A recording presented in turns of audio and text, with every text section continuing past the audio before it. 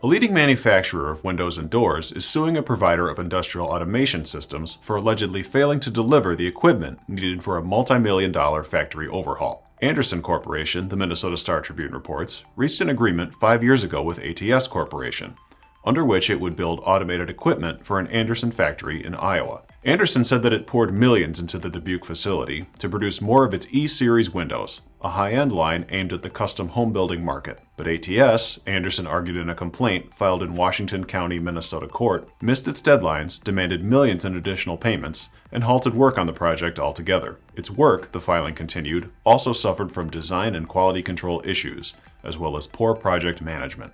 The equipment, in total, was 860 days late, according to the suit. Anderson sued ATS for breach of contract and said that the delay has resulted in unspecified financial damages and postponed the launch of its new E-Series product. ATS told the paper in a statement that it would defend itself through appropriate channels and would not make further comments on the matter. The Ontario-based company, the Star Tribune noted, has also been sued by 2 other major manufacturers in recent months over assembly systems for electric vehicle batteries and components. ATS and General Motors settled a lawsuit filed by the automaker, but another complaint, filed by Illinois Tool Works, remains pending.